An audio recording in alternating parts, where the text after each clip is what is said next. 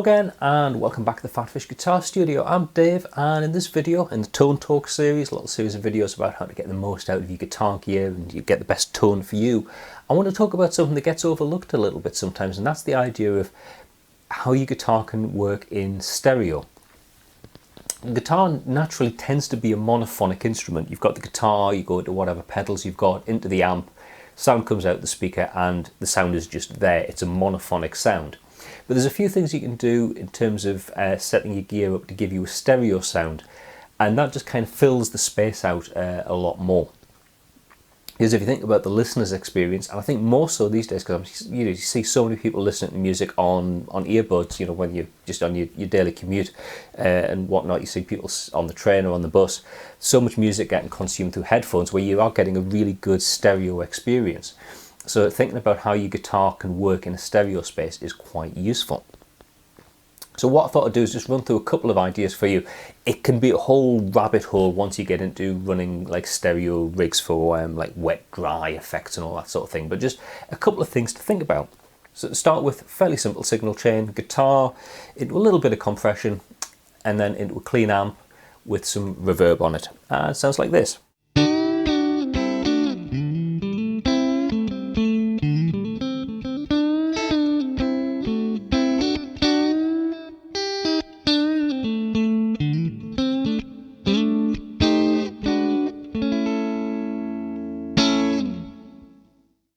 Now let's hear that reverb running in stereo.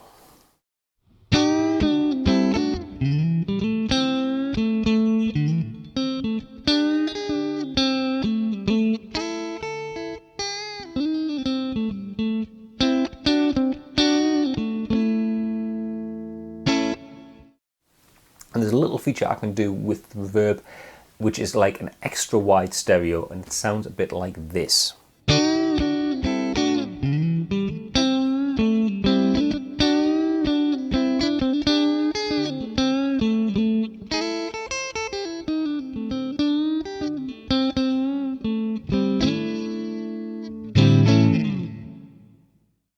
Yeah, so you can hear that initial mono signal. It sounds fine. It's a perfectly decent, clean tone. But once you run it in stereo, and if you're listening to this in, with good quality stereo speakers or through some decent earbuds or headphones, you can hear that sort of like fills the space a lot more. And then when we go to the extra wide stereo, again, it just gives you a much bigger sense of space. So this is something to think about, and like I said, it's a bit of a rabbit hole once you get into thinking about different signal paths. But thinking about if you've got anything in your signal path at the moment that could potentially give you a stereo mix. Reverb pedals, for example, will often have two outputs on them to allow you to run in stereo if you want, or a lot of modulation effects will have an option to do a stereo output.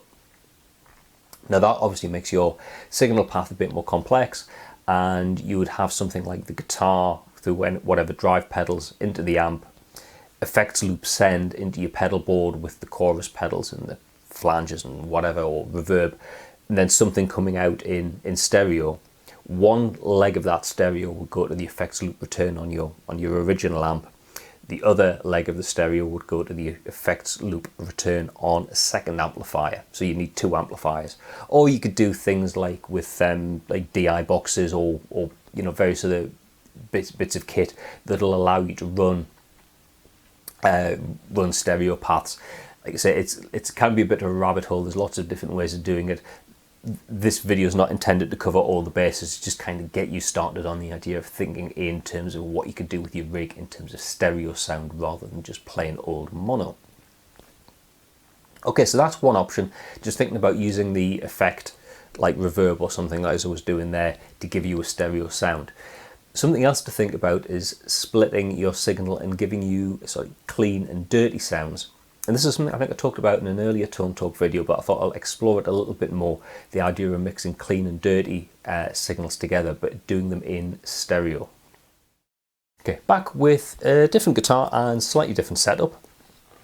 What I've got here is the guitar's going into something that's going to split the signal, and going to have the clean going to one channel and the dirty going to the other. So we'll get some sounds like this.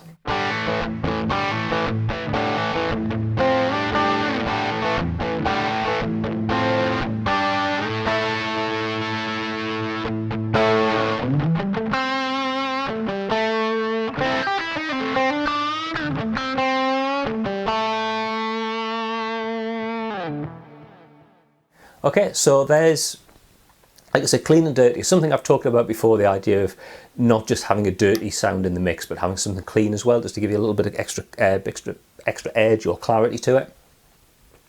But what I can do, press some buttons down here on the pedal board. So what I've got now is what was the clean channel before has got some overdrive applied to it, and the other channel is the same overdrive that I had before. But it's the same principle. It's guitar signal being split, and rather than being clean and overdriven, it's two different types of overdrive voice. And it sounds like this.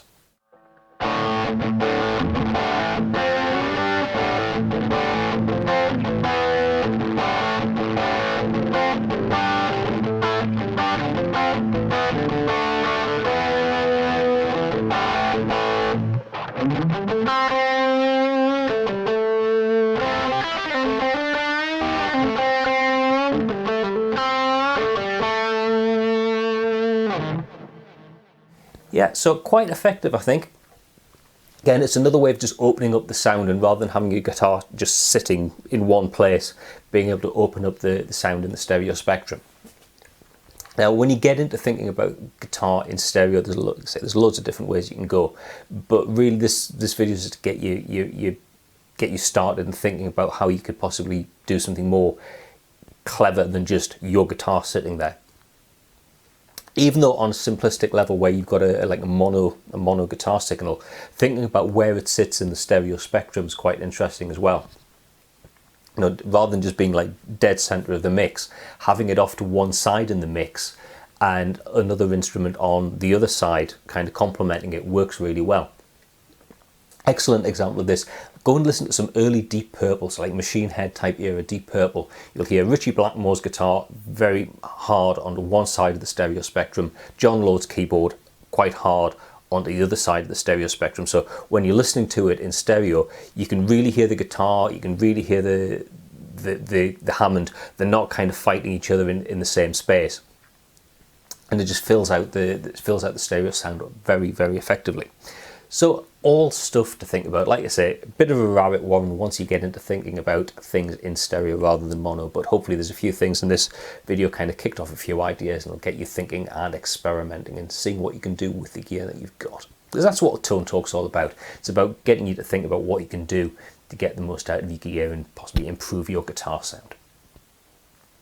And also how you can improve your relationship with your bandmates and how you kind of sit in the spectrum alongside them, and how you fit in with the rest of the band.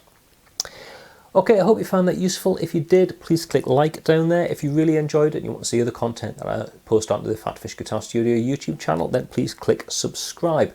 If you've got a comment, you're welcome to leave it below, but if you've got a specific question you want to ask me, whether it's about guitar equipment, gear, music theory, guitar playing, anything like that, you're probably better off going here, filling that form in and sending your question in that way. Don't always see comments on YouTube videos, but I do always see comments that are sent in through that form.